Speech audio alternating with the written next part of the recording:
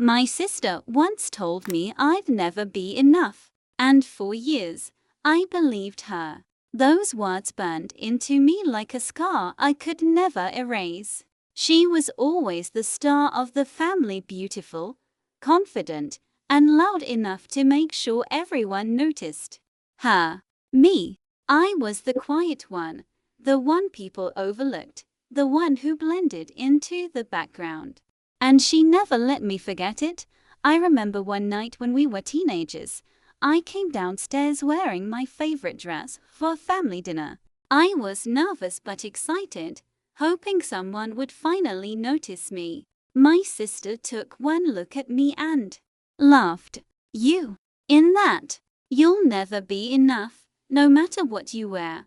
I forced a smile, but deep down, those words crushed me. Even worse, my parents didn't say a thing. They laughed along with her. That was the story of my life. Her words had power, and I was left with silence. She grew up being treated like a queen. Teachers adored her, boys chased her, and my parents, well, they put her on a pedestal so high I couldn't even dream of reaching it. And me, I became the shadow.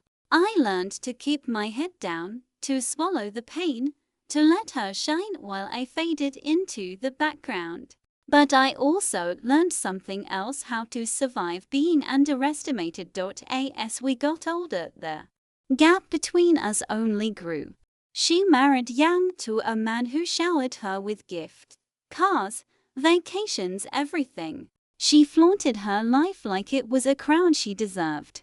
She'd post pictures online of her perfect vacations, her diamond rings, her expensive handbags. And every time we saw each other, she'd smirk at me and say things like, "Still living small. I told you, you'll never be enough." I can't lie. It hurt. Every word dug deeper into me, carving out the little self-worth I had left. But what she didn't know was that I was building something quietly, slowly. While she spent her days showing off, I spent mine working, learning, and growing. I didn't need the spotlight, I needed stability. The last time we saw each other before everything changed, she humiliated me in front of the whole family. It was at our parents' anniversary party. She clinked her champagne glass, looked straight at me, and announced, "Some people dream, and some people achieve. Guess which one my sister is?" Everyone laughed. Everyone, except me. I swallowed the lump in my throat and smiled, even though inside I was shattering. That night, I made myself a promise I would prove her wrong, and then fate stepped in. A few months later, I got a phone call that turned everything upside down. Her perfect life wasn't so perfect anymore. Her husband had left her. Not just left, he had taken everything. The house, the money, even the car keys. She was left with nothing but a few suitcases and a broken heart. Suddenly, the woman who said I'd never be enough had nowhere to go. Guess whose door she knocked on? Mine. I'll never forget the night she showed up. It was raining hard, the kind of storm that shakes the windows and makes the whole world feel heavy. I was curled up on the couch with a book when I heard the knock. At first, I thought it was a delivery driver, or maybe a neighbor in need. But when I opened the door, there she was, my sister. Her mascara was smudged, her hair messy, her clothes damp from the rain. She wasn't the glamorous woman I'd seen on Instagram, with her designer bags and sparkling jewelry. No, she looked small, broken. Her eyes, once so sharp and confident, were dull with exhaustion. And in that moment, I realized just how far she had fallen. She didn't say much, just stood there, clutching her suitcase like it was the only thing keeping her upright. For a moment, I thought about shutting the door. I thought about all the times she'd humiliated me, all the times she'd sneered and told me I was worthless. A darker part of me wanted to let her taste the loneliness I had endured for years. But I didn't. Instead, I sighed and stepped aside. "Come in," I said quietly. She brushed past me, her heels clicking against the floor as though she was trying to hold on to some shred of dignity. She didn't thank me. She didn't apologize. She just asked, in the same entitled tone she'd always used, "Where's the guest room?" For a second, I felt my old resentment bubble up, but I held it down. I showed her the room, at the end of the hall, a space I had decorated warmly, with soft bedding and a vase of fresh flowers. She dropped her suitcase on the floor and collapsed onto the bed, not even looking at me. "Do you need anything?" I asked. She didn't look up. "I just need to sleep," she muttered. So I closed the door and left her there, but my mind wouldn't stop racing. This was my sister, the same sister who told me I'd never be enough. The same sister who used to laugh when I stumbled. And now she was under my roof, dependent on me. That night, as I lay in bed, I thought about karma. Maybe this was it. Maybe this was my moment of revenge, not through cruelty, not through insults, but by showing her that the tables had turned. She once looked down on me, and now she was looking up, asking for my shelter. But as the days went by, things weren't that simple. The first morning, she came downstairs expecting coffee to be ready for her. She wrinkled her nose when she saw me sipping my mug and asked, "Didn't you make any for me?" I raised an eyebrow and calmly said, "The coffee maker's right there." She blinked, like she couldn't believe I wasn't catering to her. That was the first crack in her wall. Over the next few days, I noticed little things. She tried to act superior, sitting on the couch scrolling her phone, pretending like she wasn't hurting. But I saw it: the way she cried quietly at night when she thought I couldn't hear. The way she checked her phone over and over, hoping anyone would call her. But no one did. Her so-called friends gone.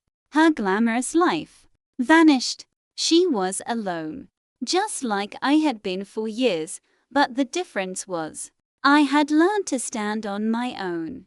She never had, and now she had no choice but to face the reality she'd spent her whole life running from. The first week was tense. I tried to keep things civil, but every interaction felt like a battle of wills. She wasn't used to being the one in need, and I wasn't used to having the upper hand. On the surface, she pretended like nothing had changed. She'd lounge on the couch, flipping through magazines she'd brought, crossing her legs like she was still in some high-end hotel lobby. But underneath that facade, I could see the cracks. Her hands trembled when she thought I wasn't looking. She avoided mirrors, almost like she couldn't face her reflection anymore. One morning, I found her sitting at the kitchen table, staring blankly at a bowl of cereal she hadn't touched. I poured myself some tea and sat across from her. For a moment, we just sat there, the silence thick between us. Then, she finally spoke. "I never thought it would come to this," she muttered. I raised an eyebrow. "What do you mean?" She glanced at me, her eyes filled with something I hadn't seen in years: fear. "I thought I'd be set. That I'd always have the life I wanted. That he'd never leave." I didn't say anything. Part of me wanted to comfort her, but another part whispered, "This is the same woman who told you you'd never be enough. Don't forget that." So I just sipped my tea and let her words hang in the air. Days turned into weeks, and slowly, the dynamic began to shift. She started asking me for small favors: rides to the grocery store, help with her resume, advice on how to get back on her feet. And while I helped her, I never went out of my way to make it easy. If she wanted something, she had to ask. And every time she asked, I could see her pride crumble just a little more. But it wasn't all one-sided. There were moments when I caught glimpses of the sister I used to admire before bitterness poisoned everything. One evening, we sat in the living room, the TV humming softly in the background. Out of nowhere, she said, "You've done well for yourself." I didn't expect that. It wasn't much, but coming from her, it was monumental. Still, old habits die hard. A few nights later, she snapped at me. "Don't think this makes you better than me," she hissed, after I reminded her to wash her dishes. Her voice cracked, though, and I could tell it wasn't about the dishes at all. It was about everything she had lost and everything I had quietly built. That night, as I lay in bed, I realized something. Revenge wasn't always about tearing someone down. Sometimes it was about standing tall while they had no choice but to look up. And she was starting to look up. But what I didn't know then was that a storm was brewing. A storm that would drag up every ugly word, every wound from our past, and force us both to face the truth. And when it finally hit, nothing would ever be the same again. By the time the 5th week rolled around, the cracks in her armor weren't cracks anymore, they were open wounds. And the more vulnerable she became, the more she fought to hide it. Pride is a dangerous thing. It makes people cling to what's already gone, even when their fingers are bleeding. It started with little outbursts. She'd snap if I reminded her to pick up after herself. She'd roll her eyes when I mentioned work, as if my career didn't matter. But underneath the anger, I could see it envy. My success, no matter how modest, was a constant reminder of her downfall.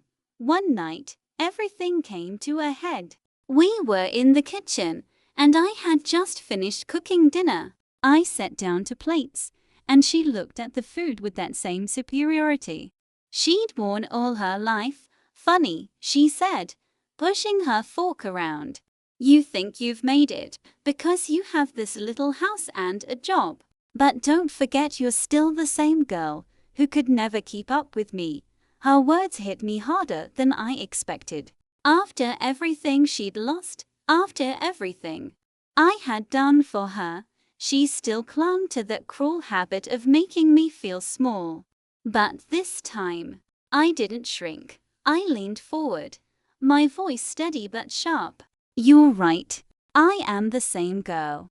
The same girl you laughed at, belittled, and told would never be enough. But look around you. Whose roof are you living under? Whose food are you eating? Whose lights are keeping you warm at night? Tell me, sister, who's enough now?" The silence that followed was deafening. Her fork clattered against the plate as her hands trembled. For the first time in years, she didn't have a comeback. She just stared at me, her face pale, her eyes wet. Then she broke. She pushed her chair back, covered her face with her hands, and sobbed. Loud, aching sobs that echoed through the kitchen. I froze, not knowing what to do. This was the woman who had always been untouchable, untouchably cruel, untouchably proud. Seeing her crumble felt like watching a statue shatter. "I was jealous of you," she cried, her words muffled through her hands. "All my life, I was terrified you'd pass me, that people would see you for who you really are, strong, smarter than me, better than me. So I made sure you never believed in yourself. Because if you did, you'd outshine me." Her confession cut through me like glass. Jealousy. That was the root of everything. All those years of insults, humiliation, and cruelty weren't because I was weak, they were because she was afraid. I didn't know whether to scream or to comfort her. My chest ached with anger, but also pity. Because beneath all her arrogance, She was just a scared little girl who never grew out of her need to be adored. I took a deep breath, my voice low but firm. You destroyed me for years. You made me doubt myself when all I wanted was a sister. And now, you're here, asking me to be the very thing you never were for me. She lifted her head, her eyes swollen and red. I'm sorry, she whispered, and, though the words were small, they carried the weight of decades. But forgiveness doesn't come easy. And in that moment, I knew she wasn't the only one who had to face the truth. I had to decide what to do with her apology, and what kind of sister I wanted to be now that the tables had turned. I didn't sleep that night. Her apology kept replaying in my head like a broken record. I'm sorry. 2 words I had craved for so long. Words I had imagined hearing 100 different ways. Yet when they finally came, they didn't feel like enough, because apologies are easy. Change is hard. The next morning, I walked into the kitchen to find her already there, staring into a cup of untouched coffee. She looked fragile, almost childlike. When she saw me, she straightened, as if bracing herself. About last night, she began, her voice trembling. I held up my hand. Don't. I heard you. But an apology doesn't erase what you did to me. You made me feel worthless for years. Do you understand that? Her lips parted, but she didn't speak. She just nodded, slowly, shame clouding her eyes. I sat across from her, the weight of silence pressing down on us. Finally, I said, I'll give you shelter, food, and time to get back on your feet. But I won't let you tear me down anymore. Not here, not in my house. Her face tightened with guilt.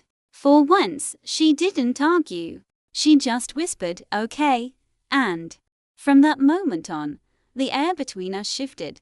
She started helping around the house. Small things at first, folding laundry, cooking dinner once or twice, cleaning the dishes without being asked. And while she still carried herself with the stiffness of someone not used to humility, I could see she was trying. Really trying, but it wasn't smooth sailing. There were days when her old arrogance slipped through. Like the time she criticized the way I decorated the living room, or when she scoffed at the modest car I drove. I didn't explode, I just looked at her and said calmly, then you're free to leave. Those 5 words silenced her faster than any argument could. The truth was, she had no one else.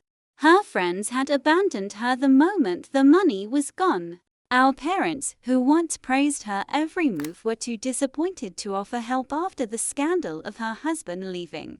The only person she had left was me, the sister she had sworn would never be enough. And in that truth, I found my power. It wasn't about revenge anymore. It was about boundaries. About reclaiming the pieces of myself she had broken and refusing to let her break them again. One evening, as we sat on the porch watching the sunset, she finally spoke words I never thought I'd hear. You're stronger than me, she admitted softly. You always were. I just couldn't stand it. For a long time, I didn't respond. I let the words linger in the air, sweet and bitter all at once. Then I said, maybe. But strength isn't about tearing people down. It's about surviving, even when no one believes you can. She turned to me, tears glistening in her eyes, and for the first time in years, she didn't look at me with envy. She looked at me with respect. But deep inside, I wondered, could I truly forgive her? Or was forgiveness just another way of letting her back into my heart, where she could hurt me again? In the weeks that followed, I watched her try to stitch her life back together. She dusted off an old resume, asked me to review it, and started applying for jobs. At first, she only looked at positions that matched her old, glamorous life executive, assistant, PR manager, event coordinator for high-end firms. But rejection after rejection came pouring in, and each one chipped away at the last bit of pride she was holding onto. One afternoon, I walked into the kitchen to find her sitting at the table surrounded by rejection emails. She slammed her laptop shut and groaned, "They don't want me. No one wants me anymore." I sat down across from her, my voice calm. "Maybe it's time to stop chasing the life you used to have. Maybe it's time to build something new." Her eyes flicked up to mine, sharp but uncertain. "And what do you suggest? That I live small, like you?" The words stung, but I didn't let it show. I simply leaned forward. "No, I'm saying, live real. That's something you've never done." For a moment, she glared at me, like she wanted to snap back. But then her face softened. She leaned back in her chair, defeated. "I don't even know how to start," she admitted. I showed her. I sat with her, helped her rewrite her resume, not with fancy words about her husband's connections or luxury events, but with the skills she actually had: organization, negotiation, managing details under pressure. For the first time, she wasn't hiding behind someone else's name. She was standing on her own. A week later, she landed her first interview.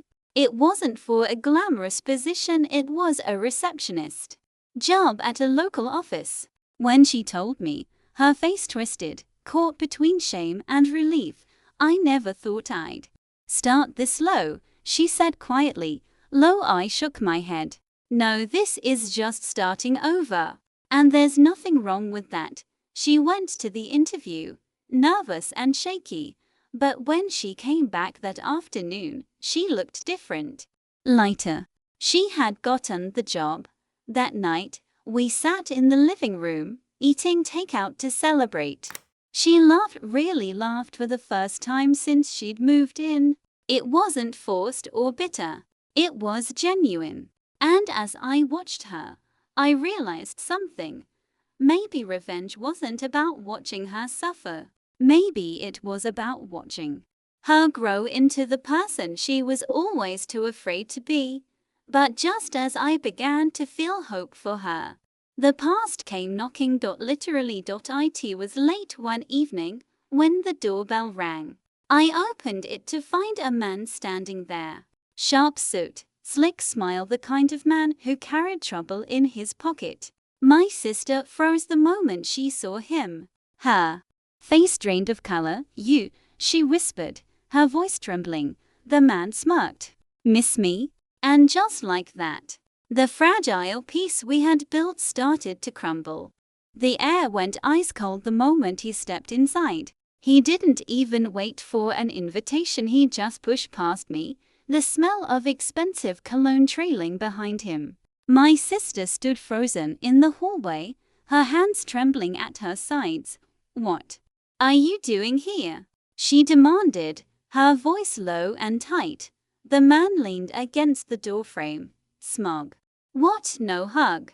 No warm welcome? After everything I've done for you?" Her face twisted with disgust. "Everything you did for me. You ruined me." I glanced between them, confused. My stomach churned with unease. "Who is this?" I asked. My sister's eyes darted to me, then back to him. She hesitated, but he chuckled before she could answer. "I'm the reason your darling sister had her little fall from grace," he said smoothly. "Her husband's partner, the one who helped him strip her of everything." My jaw dropped. I turned to her. "Is that true?" She swallowed hard, shame washing over her face. "Yes, but it's more complicated than that." The man stepped closer, circling her like a predator. "Complicated? No, darling. You were greedy. You thought you could manipulate me, just like you manipulated everyone else. But when you couldn't deliver, I cut you loose. her cheeks burned with humiliation, her eyes flicking down to the floor. Something inside me snapped. "You need to leave," I said firmly, stepping between them. He smirked, tilting his head. "Protective, aren't you? But here's the thing, your sister owes me money, and a lot of it. I'm here to collect." My stomach dropped. "What do you mean?" My sister's voice broke as she whispered. "I borrowed money from him to cover up mistakes I made. I thought I could pay it back, but she couldn't," the man interrupted. "And now, unless she finds a way to pay me back, I'll make sure the world knows every dirty little secret she's been hiding." I felt anger surge through me, not just at him, but at her for dragging more chaos into my home after everything she had already put me through. "You need to get out," I said again, my voice sharper this time. He smirked one last time, then leaned close to my sister and whispered something I couldn't hear. Her face went pale. Without another word, he walked out, leaving the door swinging open behind him. The silence after he left was suffocating. My sister stood there, shaking, her eyes wide with terror. "What was that?" I demanded. She turned to me, tears welling in her eyes. I messed up so badly. And now, I don't know if I can fix it." For a long moment, I just stared at her. The sister, who once stood so tall, now trembling like a child. The sister who once told me I'd never be enough, now looking at me like I was her only hope. And in that moment, I had to decide, was I going to save her? Or was I finally going to let her face the consequences of her own choices? I didn't speak right away. I just stood there, staring at her as she trembled, waiting for me to say something, waiting for me to fix things the way she always expected me to. Finally, I crossed my arms. My voice came out sharper than I intended. "You owe him money." "How much?" She flinched. "A lot. More than I can handle." "Numbers, not drama," I snapped. She bit her lip, avoiding my eyes. 50,000. The words hit me like a brick. I actually laughed, not because it was funny but because it was so absurd. 50,000. Are you insane? What on earth did you do? Tears slipped down her cheeks. I was desperate. When my marriage started falling apart, I tried to cover it up.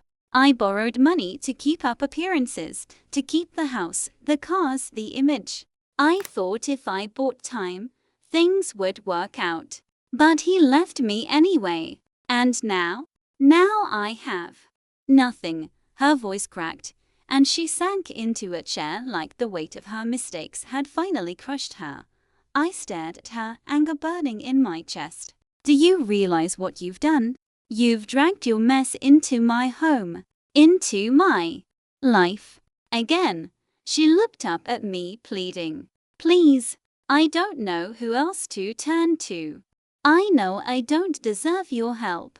I know I treated you horribly. But if I don't pay him back, he'll ruin me completely. And maybe you don't care.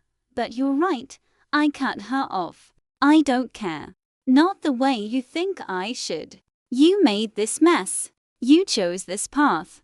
And now you want me to clean it up." Her face crumpled. "I'm not asking for everything. Just help me find a way out. I can't do this alone." The audacity of it nearly broke me. After years of her telling me I wasn't enough, she was sitting in my house, begging me to be the only person she could rely on. I wanted to scream. I wanted to throw her mistakes back in her face. But another part of me, the part that still longed for the sister I never really had, hesitated. I leaned against the counter, taking a slow breath. "If I help you, things change. No more arrogance. No more cruelty. You don't get to tear me down and then ask me to save you. If I step in this time, it's on my terms. Do you understand me? She wiped her tears with the back of her hand and nodded quickly. Yes, I'll do whatever you say. Just don't abandon me now. Her voice was so small, so broken, it almost didn't sound like her at all. I didn't answer right away, because deep inside, I knew this was a turning point. I could walk away and let her face her demons alone. Or I could stay, knowing that if I did, I'd be risking dragging myself into her chaos too. And the truth, I wasn't sure which choice would hurt me more. I sat at the kitchen table, staring at my cup of tea, watching the steam rise as if it held the answers I couldn't find anywhere else. The quiet of the morning felt heavy. Normally, silence soothed me, but that day, it weighed me down like a thick blanket I couldn't push away. Maya hadn't come home the night before. At first, I thought maybe she was avoiding me after our last conversation. But as the hours ticked by, worry started to creep in. She wasn't picking up her phone, and her car wasn't in the driveway. I wanted to convince myself that she was fine, that maybe she just needed space. But deep down, I knew Maya. When things got hard, she didn't just walk away. Unless something else had pulled her into the storm. Just as I was about to call her again, my phone buzzed. A message from an unknown number appeared. My stomach twisted as I opened it. You'll regret what you did to your sister. She's with us now. If you care about her, stay quiet. My heart dropped. I read the message again, but the words didn't change. My chest tightened, and I felt the air leave my lungs. This wasn't just about family anymore, this was bigger, darker and dangerous. I grabbed my bag and keys, my hands trembling. I didn't know who us was, but I knew Maya was in trouble. And as much as she had hurt me, she was still my sister. I couldn't let history repeat itself. I had already lost too much. But as I locked the front door behind me, I felt the chill of realization. This was only the beginning. The revenge, the lies, the twisted past we shared, it was all leading to something far worse than I ever imagined. And this time, I wasn't sure either of us would make it out whole. I followed the directions in the message, driving through streets I barely recognized.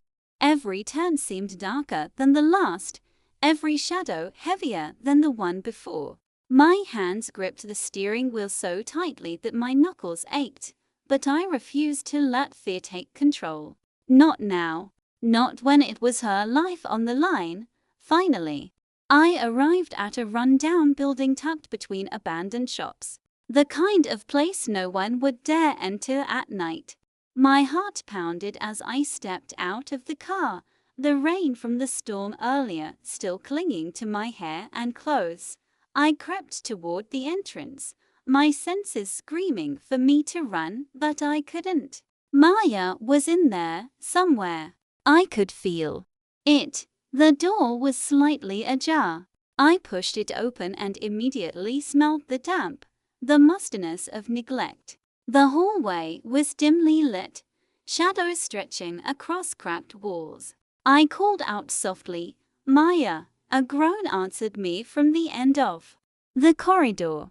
Relief and fear collided in my chest as I ran toward her. There she was, tied to a chair, her makeup smudged, her hair a mess. Her eyes widened with recognition and panic. "Your name," she cried, struggling against the ropes. I rushed to her side. "I'm here. I've got you. It's okay, I've got you." Her sobs shook her tiny frame. I untied her quickly, but as soon as she was free, I heard voices behind me. "You shouldn't have come here," a deep voice warned. I froze. Two men emerged from the shadows, their expressions cold, calculating. My mind raced. I had to protect her, but how? I grabbed Maya's hand, pulling her behind me. Stay close, I whispered. One of the men stepped forward. You think you can just rescue her? She owes us. Big time. And now you're involved. That makes you part of the problem. I felt a surge of fury. She's my sister. You leave her alone, or you'll regret it. They laughed, a low, menacing sound that echoed through the empty building. Brave words. Let's see how long you last. I realized then that this was more than just family revenge. This was a test of courage, of strength, of how far I was willing to go to save someone I had once thought unworthy. And as I held my ear close, I made a silent vow. No matter what it took, I would get us both out of there. I would finally show her and myself that strength isn't just surviving the past. It's confronting it head on and refusing to let fear win the first step, outsmarting them. And I was ready. I could feel Maya trembling beside me, her small frame pressed against mine. I whispered, we have to move now. Follow my lead and don't make a sound. We crept along the shadowed hallway, each step calculated, every breath measured. The men were still laughing behind us, but I could tell they weren't expecting us to try anything. That gave me a slim advantage. At the end of the corridor, I spotted a fire escape door. Relief surged through me our way out. I grabbed Maya's hand and led her toward it. She stumbled, and I caught her just in time. Easy, just a little further, I urged. One of the men appeared suddenly at a corner, blocking our path. My heart pounded, but I didn't hesitate. I grabbed the nearest object, a broken piece of pipe lying on the floor, and swung it, narrowly hitting him in the shoulder. He yelped, giving us just enough time to sprint the last few steps. The fire escape was slick with rain, but we clung to the metal ladder and climbed as fast as we could. My arms ached, my grit slipping more than once, but I refused to let go. Behind us, I could hear shouting, the thud of heavy boots on the floor below. When we finally reached the street, the night air hit us like a blast. I pulled Maya close. Keep running, I whispered. And we did. We didn't stop until the city lights were far behind us, until the building and the danger it held was just a shadow in the distance. Only then did we slow, collapsing against a brick wall, gasping for breath. Maya's tears mixed with the rain, streaming down her face. I thought I was done for, she sobbed. I brushed her wet hair from her face. You're not done. Not yet. You're still here. And as long as we're together, we'll find a way. For the first time in years, she looked at me not with envy, not with pride, not with fear, but with trust. And in that moment, I realized how far we had come. We had both survived the storms of our past, faced betrayal, humiliation, and danger. And somehow we had ended up here standing together. I knew this wasn't the end. There would be consequences, there would be reckonings. But one thing was clear. For the first time, Maya wasn't looking down on me. And I wasn't looking at her with resentment. We were finally on the same side. The next morning, we sat across from each other at the kitchen table, exhausted but alive. The night's terror had left us drained, yet a strange clarity hung in the air. For the first time, we could speak without the weight of old grudges pressing down. We need a plan, I said firmly. We can't just run forever. They'll come after you again, and next time, it might not be so easy. Maya nodded, her hands clasped tightly together. I know. I don't even know where to start. I leaned back, thinking. Years of watching her manipulate, lie, and rely on others had taught me one thing. She wasn't prepared for life's real battles. But I had learned from her arrogance. I knew how to think 2 steps ahead. First, I said, We cut off any ties that leave you vulnerable. No more secret debts. No more relying on dangerous people. You start fresh, and you do it smart this time. Her eyes filled with tears, but this time they weren't from fear. They were from relief, from hope. I don't deserve you, she whispered. You deserve a chance to survive, I said. But you also deserve to understand what it means to take responsibility. That starts now. Over the next few weeks, we worked tirelessly. We contacted her creditors, negotiated where we could, and cut ties with the ones who had taken advantage of her. She learned fast how to stand firm, how to say no, how to protect herself. And slowly, she transformed before my eyes. The arrogant, dismissive sister I had once hated became someone I could respect. But the biggest transformation happened between us. The tension that had defined our relationship for decades began to melt. We started sharing small moments, laughing over burnt toast, comparing notes on work, even teasing each other like we used to when we were kids. One evening, after a particularly long day, Maya looked at me and said quietly, I don't want to go back to the way I was. I want to do this the right way. I smiled, a soft, genuine smile. Good, because I'm not letting you destroy yourself again. And I'm not letting you destroy what we could have together as sisters. It wasn't easy, and it wasn't perfect. We both carried scars from the past, memories of pain, humiliation, and resentment. But for the first time, those scars felt like a map, guiding us toward a better path. Together, we faced the consequences of her past, but we also found the courage to rebuild. And in doing so, I realized something profound. Revenge might have seemed sweet at first, but compassion tough, relentless, and wise was far more powerful. Maya's journey to redemption was far from over, but I knew one thing. This time, we were facing the future together. And nothing, not her past mistakes, not the enemies who hunted her, not even the ghosts of our childhood could break that bond again. We had both survived storms, but now we were finally home. Weeks passed, and life slowly began to settle into a rhythm. Maya had her new job, one that challenged her without overwhelming her. I continued my work, but now there was a sense of calm in the house I hadn't felt in years. The tension that once defined our relationship had softened into trust, respect, and even something like love, a familial bond I had longed for but never thought I'd get. One quiet evening, we sat on the porch together, sipping tea and watching the sunset paint the sky in shades of orange and gold.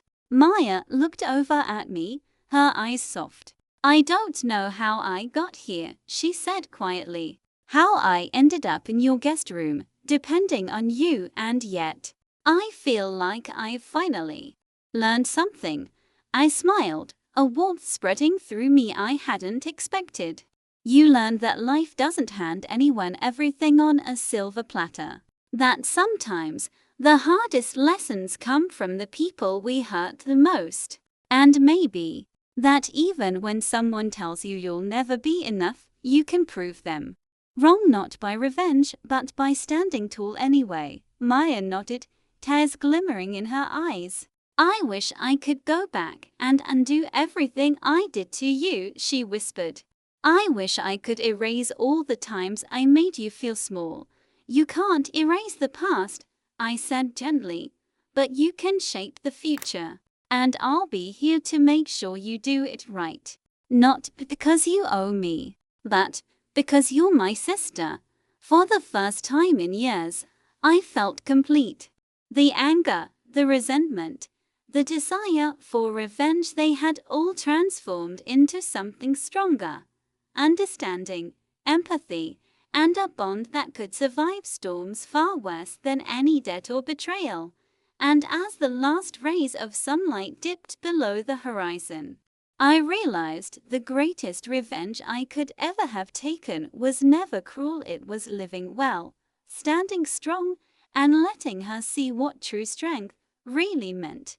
Maya leaned back, a small smile playing on her lips. You know, I never thought I'd say this, but I'm proud of us. I laughed softly, feeling tears prick at the corners of my eyes. So am I, sister. So am I. In that moment, the past finally felt like it belonged to yesterday. And today was ours. We had faced betrayal, envy, and danger. We had confronted the ghosts of our past, survived them, and emerged stronger together. And now, as sisters, united not by blood alone but by resilience, compassion, and newfound respect, we knew one thing for certain. No matter what storms came next, we would face them side by side, because some bonds, even the ones once broken, can become unbreakable. Thanks for watching. Hoped you liked it. If you watched till the end, please comment revenge, so that we could understand you were with us till the end. As well as, please let us know where are you watching from. What do you want to hear from us in next video? If you have any incident in your life, please let us know. We would love to share your story. Before leaving, please hit the subscribe button, comment your thought, and share with your nearest and dearest one. See you in the next one. Until to the next one, stay happy.